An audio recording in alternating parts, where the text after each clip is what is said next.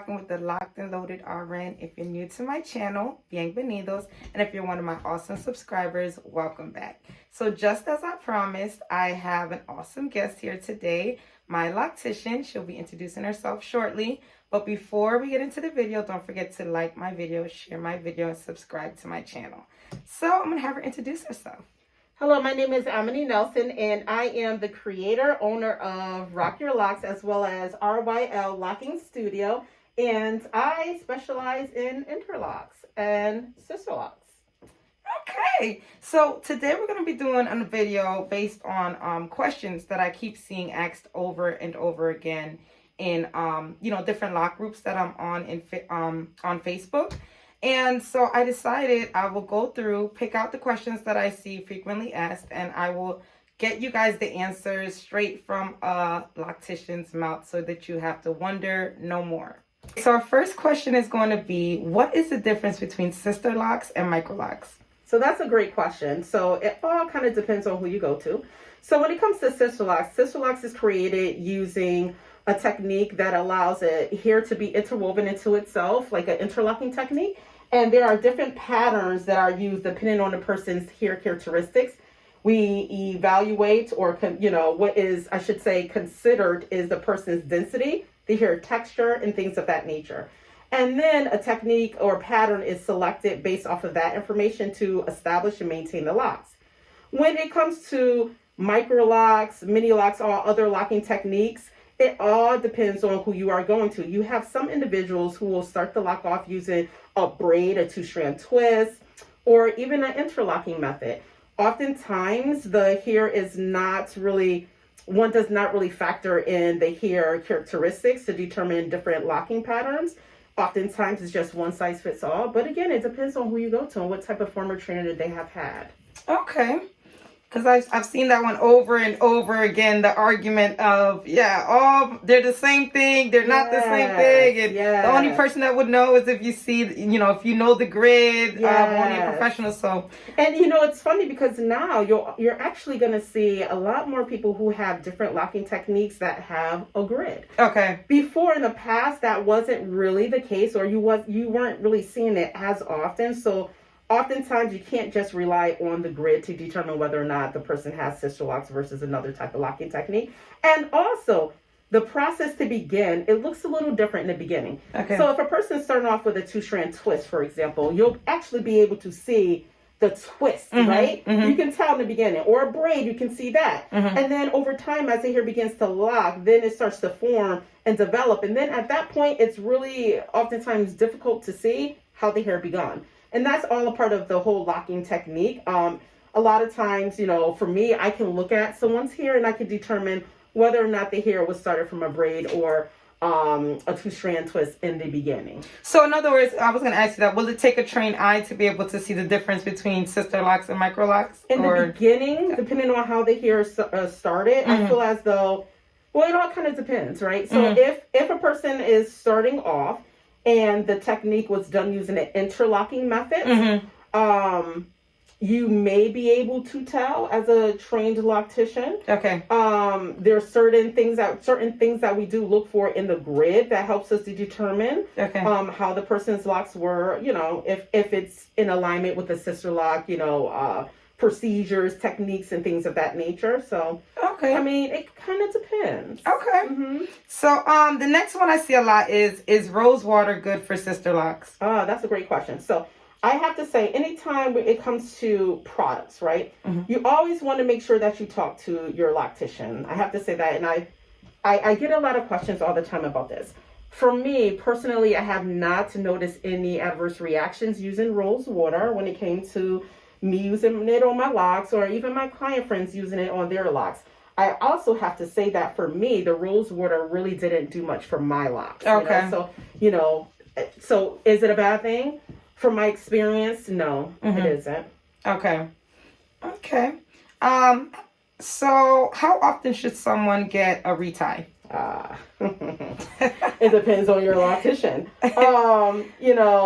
I will say for me, it all kind of depends on the growth rate of the person's hair. Okay. Retightening the hair prematurely can cause unnecessary tension to the hair, the root area. For me, I have my clients come every other month for the most part. A lot of them, their hair can withstand that. Some others have to come a little bit more frequently. So I look at it as a case by case.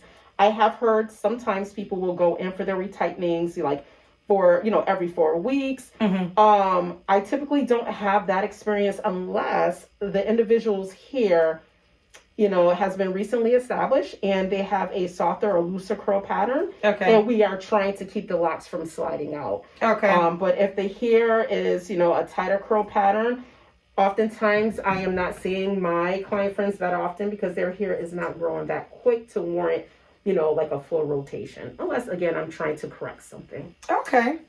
Or prevent something. Okay. So the next one is one that I even asked you when I started.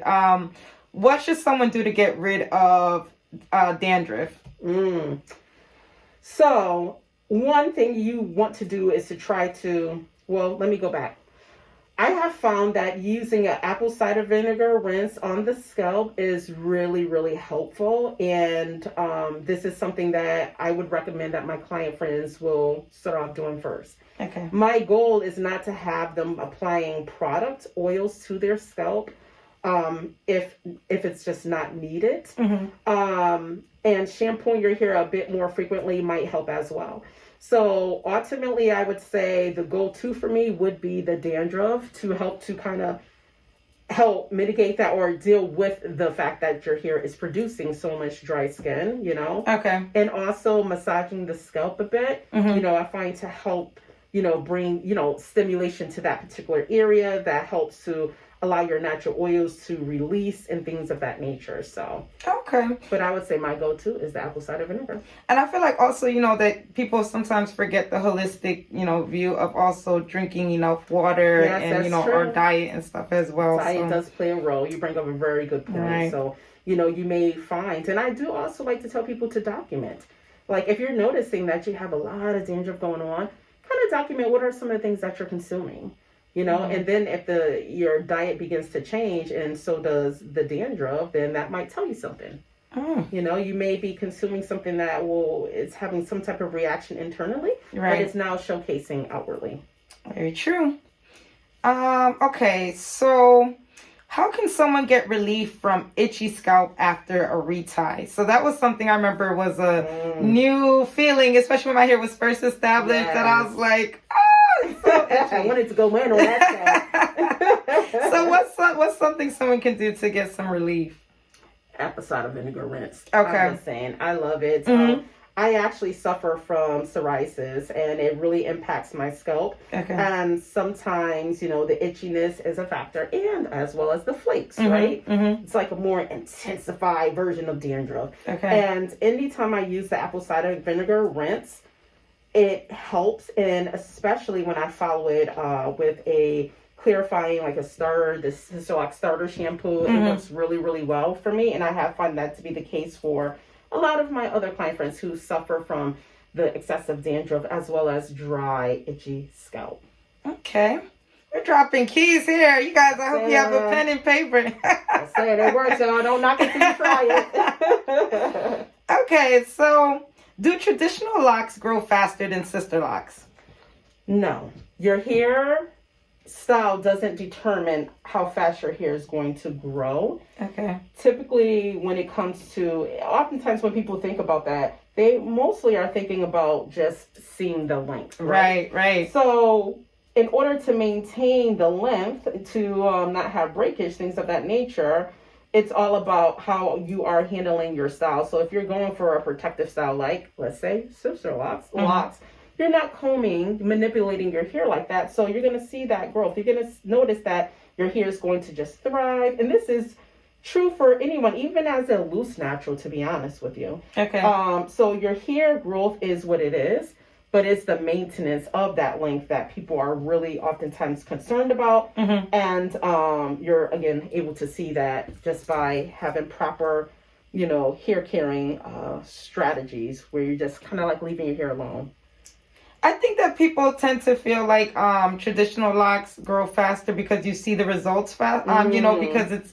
I think with Sister Locks, it shrinks up, right? Yeah, it's depending on the hair texture, you know, the I should say the curl pattern. Some people experience a lot more slippage than others, you know, especially when it comes to a looser curl pattern. So if you're like a 3A, B, C, you're gonna notice that your locks are gonna appear to be more full, right? And typically you're not going to see the length until you stretch out your hair. Right. So looking at your hair now, one would think, oh, your hair is just, you know, that length. But if you elongate it, then that's when you see the true length of your hair. So yes. And then when it comes to your traditional locks, typically the weight of it is pulling it down so you can actually see. But it doesn't mean that the hair is growing quicker. Okay. Yeah, I remember everyone kept asking me, did you cut your hair to start your locks? I'm like, no, it's still there. It's just shrunk up. But yeah, so I agree with that. So what can someone do to prevent slippage? Well, you want to make sure you follow the instructions of your loctician. I always like to tell people to go back to the source of the person who is establishing your locks, right? But one thing that remains to be true for all of us trained loctician is that when your hair is established, you want to make sure that you're properly bundling your hair and having good shampooing habits when it comes to that. Because if you are just going to shampoo your hair and it's premature for you to just do it loosely and you're not bundling, you're going to have slippage. So you want to be mindful of that. Also, not going towards the products. Staying away from the products also helps to keep your hair nice and tight so that you're not having the slippage. Because if your hair is constantly being manipulated, you have moisture, let's say you were to add conditioner to your hair prematurely, you're going to have that slippage because the hair has not yet settled in. So the goal is for you to actually stay away from moisture, you know, and that's how you kind of like avoid the whole slippage and making sure you're bundling your hair. I think that that's so important because I remember the time I went swimming and I didn't braid and band my hair. Yeah, you felt the results of that one. Listen to your loctician, y'all. Listen to your loctician. I felt like I was like progressed past that point. I was like, oh, I can jump in the pool. I don't have to worry. I have locks. Yeah, and wait for the approval from your loctician. That was the longest retie, y'all, ever. Since then, I'm right there braiding and banding. Braiding and banding. So there's substance behind that. Yes. And your loctician, she'll let you know when you no longer have to do the braiding and banding, you know. All right. But do not get beyond yourself. I was feeling myself. I whipped my hair back and forth and jumped in the pool like this. Like, this gonna look better. This gonna look better coming out of the water. So I can swing my hair. I got beyond myself. Okay, so what is the best way to avoid buildup in the locks? So I know a lot of people are always talking about lint or like, you know, just natural buildup in locks. Yes. So your shampooing frequency plays a role when it comes to the buildup in locks. Typically, if you are not using products in your hair, the buildup looks a little different. The buildup isn't going to be from products, right? Because you're not using product in your hair. One of the benefits of having, you know, interlocks, sister locks. And so your natural oils, however, can become really active and can display themselves and find themselves embedded in your locks. Oftentimes it may look like lint, but it's actually buildup of your natural oils. And so if you are shampooing more frequently, it does not have a chance to deposit in your locks. Some people don't have, you know, overactive sebaceous glands, and so they don't have to really deal with that. But if you do, you're going to really notice it in the back. That's a common place that I have found that people who have the active glands like that is going to showcase in that area. And so, which can be a hassle, right? You know, a lot of people, we don't like to look at that. But the goal is for you to just shampoo your hair a little bit more frequently. And I also like, guess what? Apple cider vinegar. No, that's really... It does really, really well with the buildup. And lint. I'm so sorry. I didn't want to skip that. When it comes to lint, you just want to be on it. Monitor your hair. Look at your hair every so often, because the goal would be for you to get the lint out of your hair before it has a chance to deposit. Okay. Because once the lint, it becomes embedded in your locks, Mm-hmm. it's embedded in your locks. And then for you to try to break it down to get in there, you will be damaging your locks themselves. Mm-hmm. So you really want to try to like beat it before that's even an option for it to become embedded. And sometimes people will, if they cannot get the lint out, you know, if it's too late, they will use like a lint. They have this pen out there called I think it's the lock lint pen. Okay. Where you can just color in the lint in your hair. Some people will just go ahead and color their hair the same color, like that particular area. So like your hair, let's say jet black. In the back area, if you had lint that you were not able to capture, then they will go ahead and color their hair jet black just to, you know, in that section to deal with the lint. Have you heard of anyone brushing their locks? I actually have heard some individuals doing that. I personally have not tried it, and I tend to not like to say no unless I have had my own experience. Right. You know, because there might be something to that. You know? I can imagine someone using a soft type of brush to do so, and also the locks being mature. I can see potential issues if the hair is not mature and if the brush part is too hard. I can see that, you know, really interfering with the structure of the integrity of the locks. Okay. But I personally have not tried that. It was so funny. One time in one of the lock groups, someone was like, how often do you guys brush your locks? And everyone started clowning the person, brush your locks, get out of here. Who does that? And then other people came on like, yeah, you can brush your locks. And then everyone was quiet, like. See, that's why I'm like, oh, no, because, you know, if someone's doing it and they're sharing from their experience, like, oh, this is amazing. Like, there might be something to that's how people are inventing things constantly, right? We're kind of stepping out. We're trying different things. And so that's what I say. I'm not knocking it until I try it. Right. I hear that. I can see a person trying it and there being some positive results for it. Okay. But I would also can see someone not doing it often. You know? Because I can see that, you know, it ruffling up your hair, you know, your locks themselves, causing perhaps some frizz and things of that nature. So, but. Okay. So my next question is, can someone start sister locks on permed hair? Because I saw a lot of people saying, oh, no, you would have to do a big chop and start it off on natural hair. And I saw others saying, no, you don't have to. You could start it with your permed ends. Yes. You can start it with your relaxed ends. That's definitely possible. Okay. That part that's relaxed will not be locked. That part will be left loose. And the lock itself will start right above that point, you know, where that line of demarcation is. Okay. I have found through my experience that sometimes when doing that, the hair has the potential of getting really full at that tip, right where that line of demarcation, where the relaxed hair is, and where the new lock has begun. I have found some individuals noticing that their locks were a bit fuller at that part, and then they begin to slim out. So if that's something that is a concern for you, that's something I would consider. But again, talk to your loctician. I personally don't have a whole lot of client friends that come to me transitioning from one to the other. Usually they have removed the relaxed ends from the hair, but again, I have had enough experience to see that for some that was what they experienced, the full ends. So that's good to know, because a lot of people feel like they have to lose all their length in order to do it, and they don't. No, absolutely don't. Okay, so how often should someone be washing their sister locks? Try and get me in trouble. Talk to your loctician. You know, for me, it all kind of depends. There's a lot of different factors that play a role. The person's texture of their hair. So you'll find that those who have a looser curl pattern, like, A, 3AB type of, C, a lot of water to their locks can cause slippage. Right? So you have to be conscious of that. The goal is, once you have your locks in, you don't want them to be sliding on out. Right. So a person, when it comes to shampooing, even missing their hair for that matter, you just don't want it to be wet constantly. constantly because it will slide out.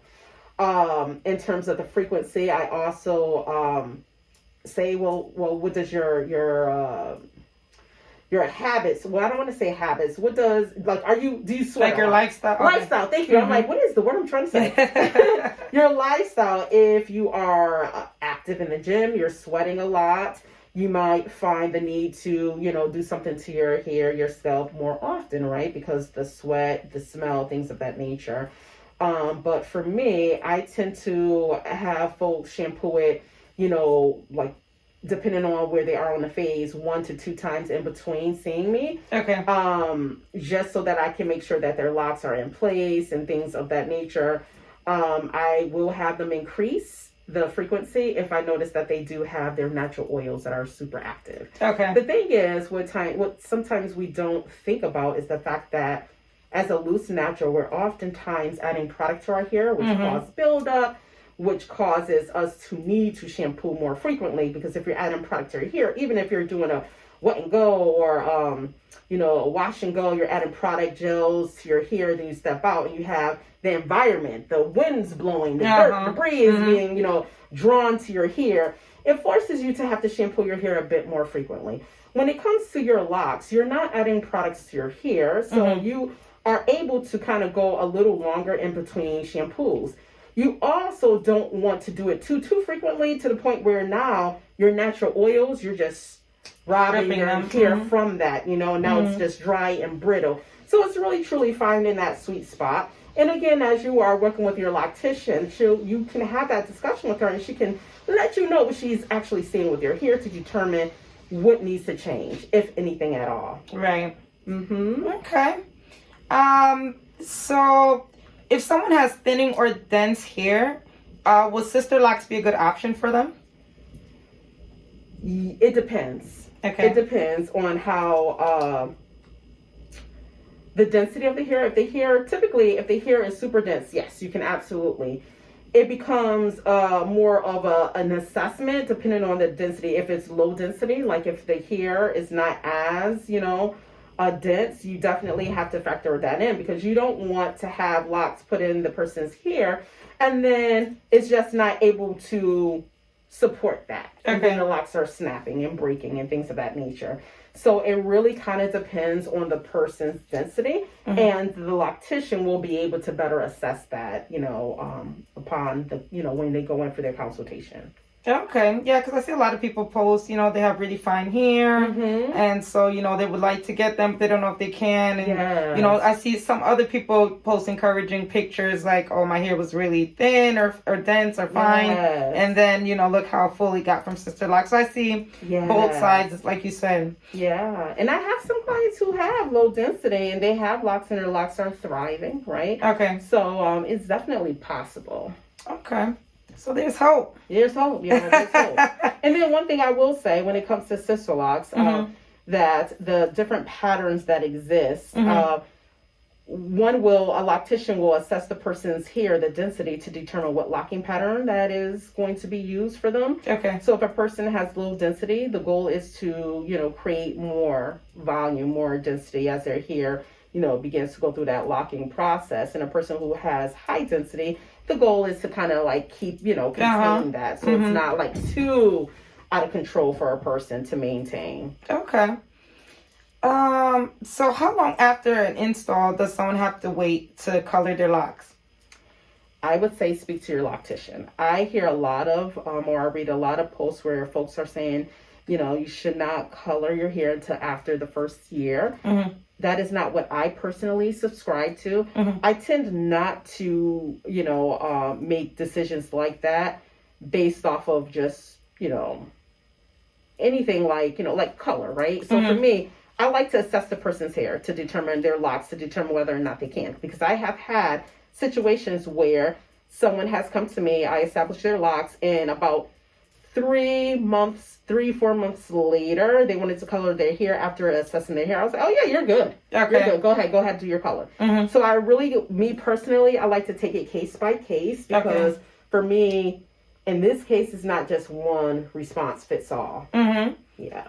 And I think that that's true for a lot of a lot of what I see people saying is a lot of times people are comparing their hair to someone else's hair, Yes. or they're comparing someone else's journey to their journey. Yes. And so, like you said, it's really owning that your situation or your hair is different. Yeah. You can't look and say, I want my locks just like this person's locks, because you're going to get it and be disappointed, Exactly. That's true, because I have had situations where, individuals have come to me and said, here's a picture, I want this. And I'm like, well, it doesn't really work out that way, right? Right. So the picture that you're showing me is of a person who has a 4A, a person who has a really loose curl pattern. And you have a 4C, right? You have a 4D. Like it's super tight, right? So it's not going to look the same, So there's just certain things that we cannot guarantee. Actually, I don't like to guarantee anything.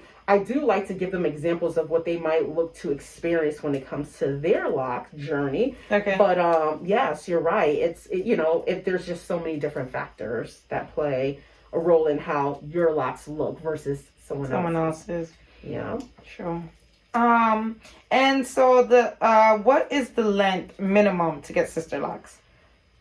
So for me, I can establish locks on at least, well, it depends on how tightly coiled the hair is, but 2 inches, 2.5 inches. Okay. So, some who might be a bit newer, in the locking journey as a loctician, they may feel more comfortable doing it where it's a bit longer, or even some seasoned, individuals might prefer to do it a little longer, because you have to really have special care when it comes to maintaining that, right? Okay. So the journey for maintaining locks, in the beginning, starting off with 2 inches looks a little different from someone who's starting off with 4 inches. And so, you do have to just be careful. So, but for me, I personally will start off around 2 to 2.5 inches. Okay. So the last thing is, any advice for someone who's considering sister locks? What's some things that they need to know or keep in mind or ask themselves before they venture out onto this journey? Oh, great question. A few things. One, I will say, really knowing what your desired outcome kind of looks like, right? So is it that you're going to want smaller looking locks? For maintenance, are you able to support that? Is your schedule able to support the maintenance that is required for you having smaller locks? Because smaller locks mean that your retightenings are going to take a bit longer than someone who has like larger locks. Interlocks will depend on the size, because interlocks, you can have smaller interlocks, right? And so, but just knowing the time, because I have had a couple of situations where, I don't even want to say situations, but I have had a few client friends where initially they were thinking that they wanted the smaller locks, and that's what we did, right? And it looked amazing. But then, they were like, yeah, I think I want them larger, right? Because now, should something like COVID, a pandemic happen, shut down, and I am required to have to self-maintain, I don't want to have to maintain so many locks, right? Because it's going to look different, know? So I have had a few people, actually 2 people recently, who decided to start their journey over and go with larger size locks. So that I would keep in mind. Do your research in terms of the locticians in your area for sister locks, if that is what you are. Uh-oh. Oh, we are still recording. Sorry. We're here. We got nervous. So you want to do your research to ensure that if you do decide to go with sister locks, that you can find a loctician in your area. And I would also venture to say that there's multiple locticians, just in case, for whatever reason you had to find another loctician, that you would have someone that you would be able to tap into to maintain your locks in a pinch, or just learn how to I always tell people, learn how to self-maintain just in case, because you never know when you're going to need them. Need to do that. What other considerations would I say? Having patience. Are you a type of person that will be able to, be patient with the process? Because it is different, than having loose hair. Like, it may look a little different. You may see more scalp. Is that going to bother you? Are you comfortable with, not applying product to your hair. Like these are things that, you know, you want to avoid doing. And if your natural reaction is to, no, I just have to add product, I don't care what my loctician says, I'm gonna add products, then in the end you're not gonna be happy because it's gonna cost you more money in the end, right? So kind of like knowing your natural behaviors. And I would say really, really sit with the idea of locking your hair, because if there is any bit of a doubt, I say now's not the time. Okay. Personally, that's how I like to move. I have had people who've called me, they're like, yeah, you know, I'm thinking about doing it, I'm on the fence. And I get you being on the fence prior to having additional knowledge. But then once you are educated on the do's, the don'ts, what that looks like, and you're still like, on the fence, then I would say now's not the right time. Okay. It's like you'll know when the right time is for you to move forward with the locking journey. And, you know, cost is, you know, a factor. You know, you want to make sure that you will be able to maintain the locks, not only for your establishment itself, but you also want to be able to maintain the maintenance of, you know, your locks. Because if you are not going on schedule, like the schedule that is provided for you, if you are skipping appointments due to financial reasons and things of that nature, and you're not self-maintaining your hair in between, you will find yourself in a situation where it can cost you more money in the end, and repair work will be required, and you want to protect your investment. So making sure that financially you can support that. And as you're shopping around for your locticians, have that discussion, like what will the maintenance look like? Roughly around how much should I, you know, plan, you know, to put aside for my locks, so that you have all the factors up front to help you make that decision. Well, you heard all of the answers from my loctician's mouth yourself. So we put all of these debates for the different answers to bed, so you don't have to wonder now or go on Google and get all these random answers. So I'll be sure to add her information in the description box.